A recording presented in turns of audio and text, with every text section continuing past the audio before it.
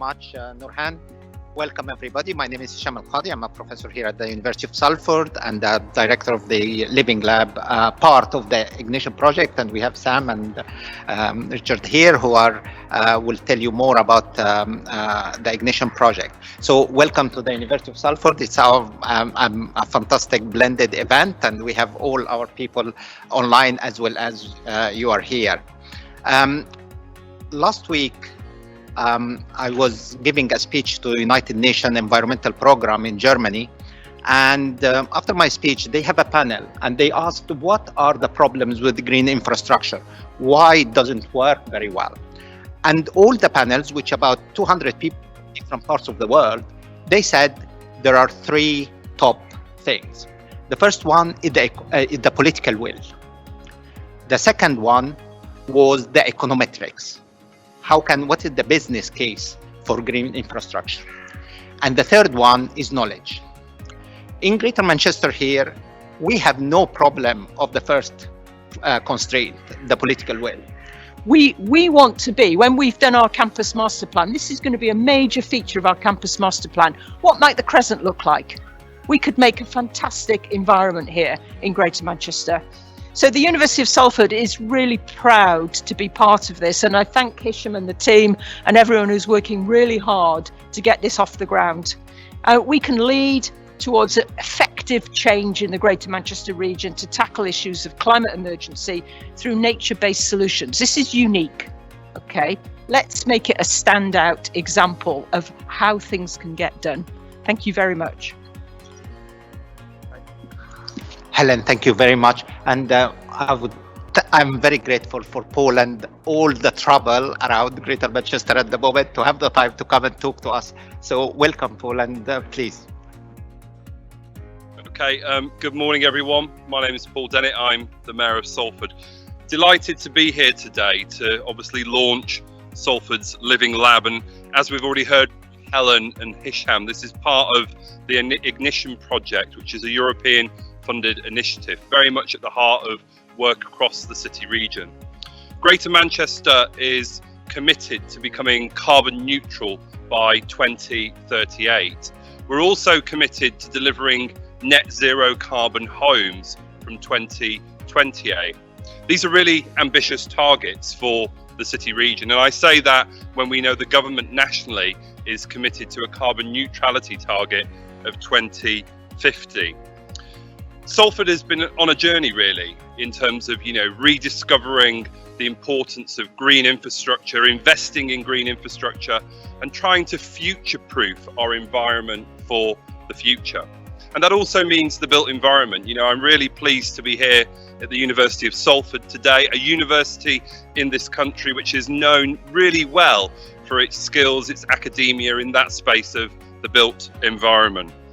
And for me, today is about celebrating the future. We talk a lot about green economy and jobs and skills for the future. What does that actually mean? Well, what we're doing here today is industrial collaboration, working with industry in a higher education environment with students and thinking about that future green economy and what that means for jobs and skills within the UK. Salford, as you probably know, is quite well known for green infrastructure.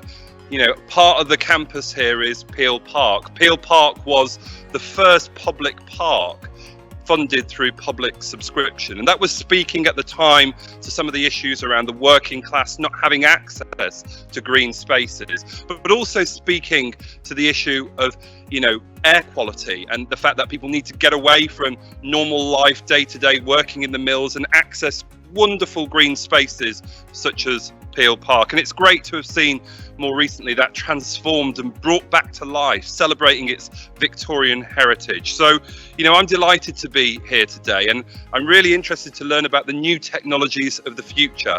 I know this is the first phase, and what we'll be seeing is the rain garden, but I also know there's other stuff around sustainable drainage systems. And, I regularly have conversations with developers in the city about the importance of SUD systems and how we need to scale up. And that really is the challenge before us today. It's great to think about the innovation, the research and development, but the challenge I think before Greater Manchester today is how do we scale this up across Greater Manchester, and how do we genuinely create that green industrial revolution for the future that places the UK economy at the heart of what we want to achieve within a new global economy. So thanks for inviting me here today.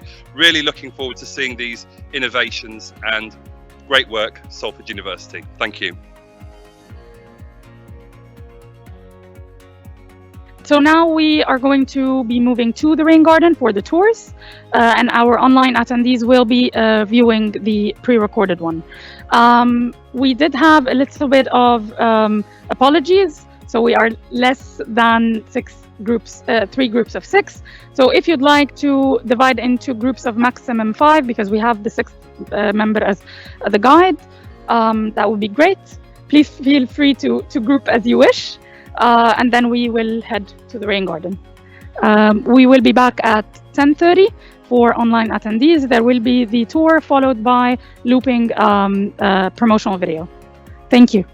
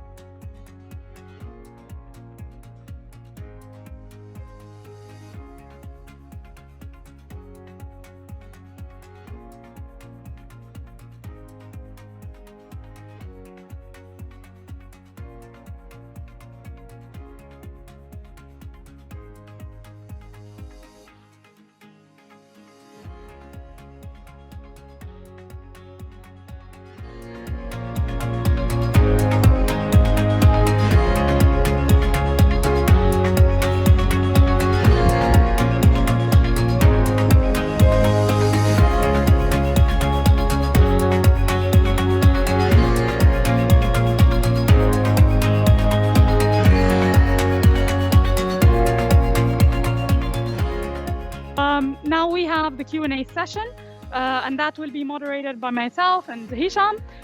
We have members from SEL team to answer the questions. So please post any questions you have in the Q&A. We already have a question lined up. So that is about what types of plants were used in the rain garden and what sort of justification for it.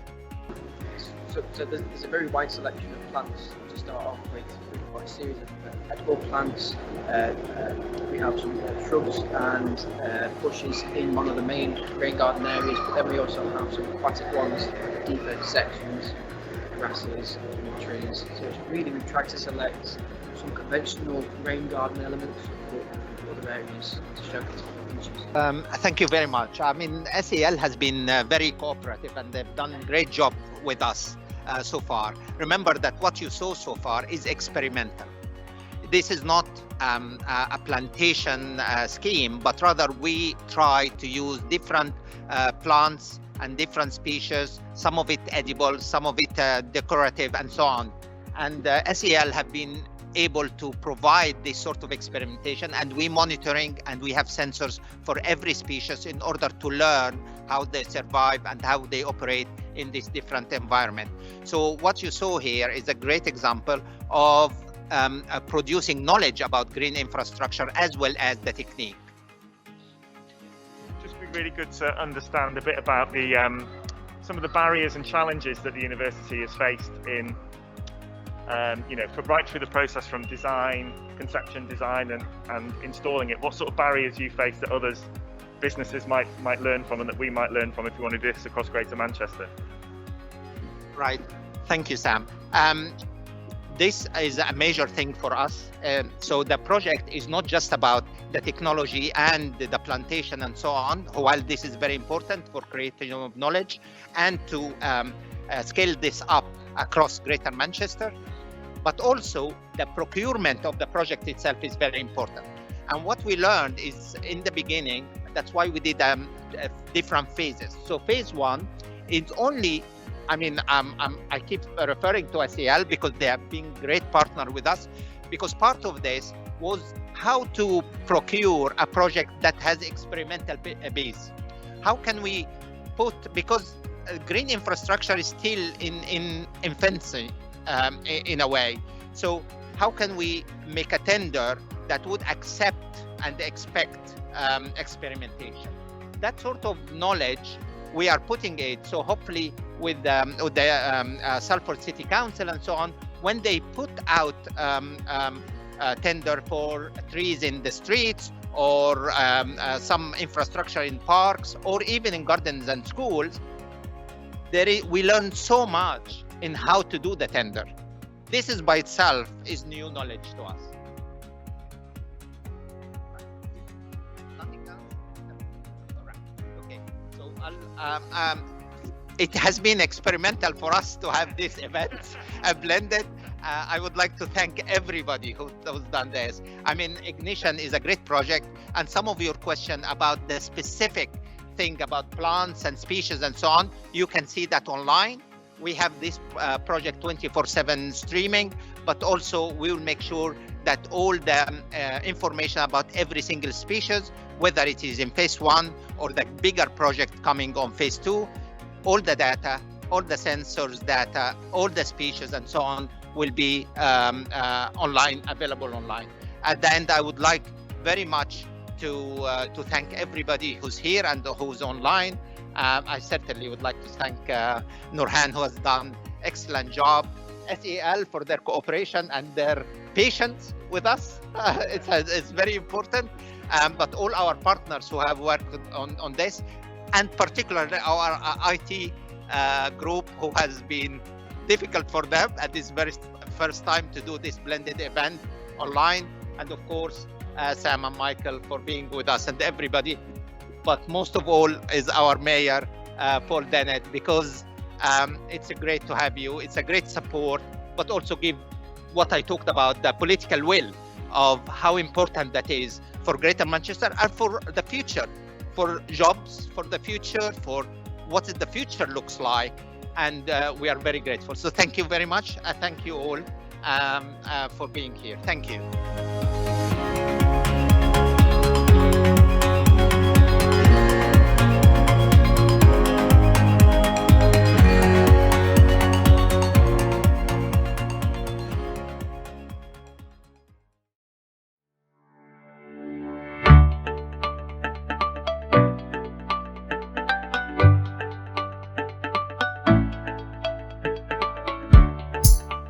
My name's Jack Shuttleworth. I'm the project manager from SEL Environmental for the installation of the Living Lab at Salford University, phase 1 and phase 2.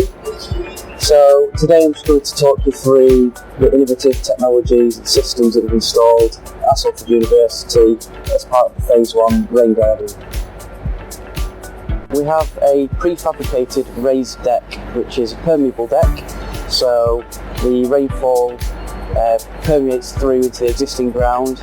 So we have 6 raised planters and 3 sunken planters, all of which are hydraulically linked and water managed. So in each of the planters we have an 85mm reservoir of water beneath the soil. So we have some nice edible planting in the raised planters and some nice planting in the sunken planters, all of which are consistent to allow for testing. In all of the planters we have soil moisture sensors and water level monitors, so we can always know the conditions of the soils and adjust the conditions of the soils by adjusting the level of water in the reservoir. Behind me we have a smoking shelter. This smoking shelter has got living walls on it and a green roof. This is to showcase how you might utilise this technology for bush shelters as well as smoking shelters throughout the city. It just makes the space a nice place to be. In addition to that we have a living wall which is self-irrigated from water stored elsewhere in the rain garden. Water enters the planters via a rain chain. The water enters the high level planters first and then cascades into the low level planters over a weir, such that we can always maintain different levels of water in the high and low planters. The water then, if there's anything left, is discharged into area A. So in area A we have an overlay water managed solution. This is to showcase how you can incorporate green infrastructure in places where you might have an existing tree or services, so you can implement green infrastructure entirely on top of the existing ground. In this area there was no excavation, it was simply a vegetation strip, and then a water managed pad, self-irrigating pad, was installed directly on the ground, and then 200 millimetres of topsoil was put on that, followed by planting. This area is irrigated from the water from the planters, so water enters this area via a suds rill, which is made up of gabion baskets and stainless steel edgings to hold water to create a visual feature, which then cascades into the irrigation pad, which holds water like a sponge and passively releases it slowly. In this area we have soil moisture sensors and perforated irrigation pipes. These can be batch fed, so if the soil moistures sense a slightly dry soil, we can batch water through the drip lines using water stored in other areas of the rain garden, contain mini rain garden. This rain garden is fed directly from the downpipe, which enters the rain garden through a gabion basket, which allows the water to filtrate through the soils. The rain garden holds water up to a predetermined level, which is set by an overflow pipe. Once the water reaches that level, it overflows into a soakaway beneath. This is more of a traditional rain garden approach, full of aquatic plants. So here we have areas B and C. Both areas B and C are built on a shallow tank, which is an 85mm permavoid raft, which holds up to 80 ml of water. Again, this has the passive irrigation technology, so it has material that acts like a sponge to absorb water and make it available to the soils above. In area B, on top of the tank, we have a permeable block paved area, which creates a great amenity space whilst remaining permeable, so water can enter the tank directly through the block paving into the top of the tank. We also have a suds tree pit here, which has built-in irrigation and attenuation volume. The tree pit is fed directly from the downpipe, the clear downpipe. Once the tree pit reaches a certain level, it overflows into the permavoid raft. So we're always ensuring the tree receives enough water before cascading into the permavoid raft. Around the tree pit we also have various planting, which is demarcated by a stainless steel upstand. Here we have area C, which is also built on the same permavoid raft. In this area we have lots of planting and turf, but we also have a pond, a shallow safety pond, which is essentially filled with a voided structure, which is topped by about 25mm of water for safety reasons.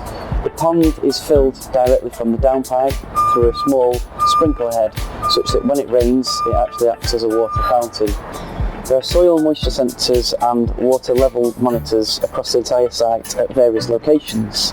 These sensors and monitors send real-time data every 2 minutes to our cloud-based software, where clients can log in and view the information at real time. On the same portal we can actually adjust the parameters. We can batch irrigate certain amounts of water, we can turn valves off if we want to purposefully dry out certain areas of soil. So this is really to help with the research aspect of the rain garden. When we want to send water to any particular area of the rain garden, we send it from the central control chamber. This chamber firstly sends harvested rainwater, so the water stored in the permavoid beneath areas B and C is used as an irrigation reservoir, such that if there is an area where in particular the soil moisture is particularly dry, this system will pump water, harvested water, directly to that site at a predetermined amount. This chamber also has a mains water backup, such that in a catastrophic event we can always use fresh water to top up any area of the rain garden. All amounts of water are measured with flow meters, so we can get an exact measurement of the amount of water used, whether it's harvested water or fresh mains water. The rain garden is split into 4 different areas, which is actually demarcated by the 4 downpipes. We replaced the existing downpipes with 4 new, innovative, unique downpipes. So we've actually got a rain chain, and then we've got 3 clear downpipe sections, one of which has a water wheel to show the flow of water, one of which is like a rainwater harvesting downpipe, which acts similar to a water butt, and then the final downpipe is actually part of the water fountain, so that fills up with water to create head, which then drives the water down to create the sprinkler effect. The entire rain garden was designed with amenity and integration with the public in mind at all times, which is why on the deck area we have the raised planters with edible plants in, so they're good for people to sit on and maybe to enjoy some of the edibles. Also in areas B and C, we've got the permeable block paving to make the space accessible all year round. The partially submerged, partially raised tree pit is actually an ideal seat height for people to sit on, enjoy the space, maybe even do some work, as we have some integrated charging points for charging personal devices. We also have a small bench for people to enjoy the Peel Park views.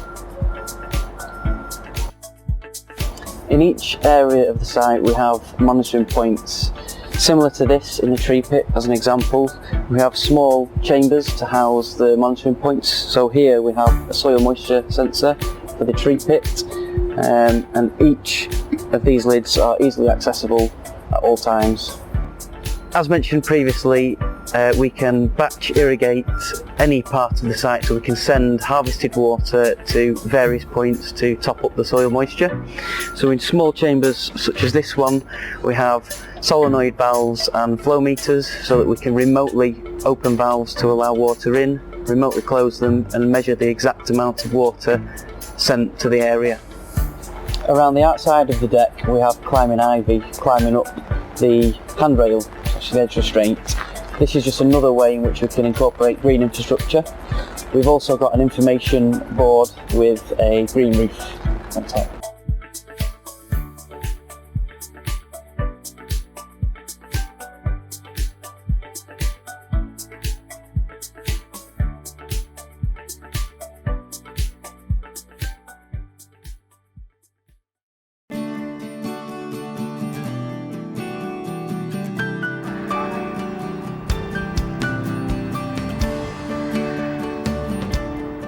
Welcome to our Living Lab. Living Lab at the University of Salford is a new big project, part of the IGNITION project that is funded by the UIA and European Fund to increase and fund the potentials for green infrastructure.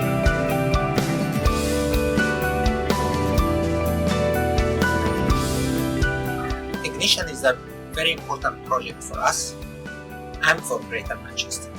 And in the Living Lab here, we try to find and implement the cutting-edge solutions for green infrastructure. In the Living Lab in particular, we believe that the sum of parts is less than the total value of integration. So if we integrate all these systems together, these great technologies together, what would be the proposition for our investors?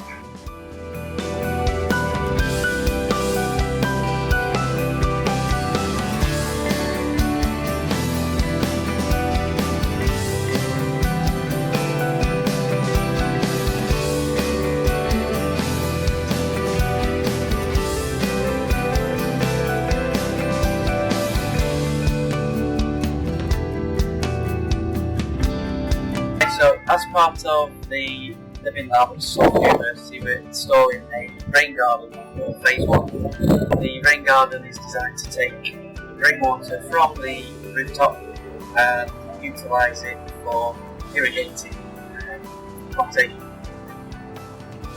So we've split the rain garden into 4 innovative sections to showcase 4 different types of rain garden approaches. The Living Lab for SEL is a perfect opportunity to showcase the many innovative systems and techniques we have.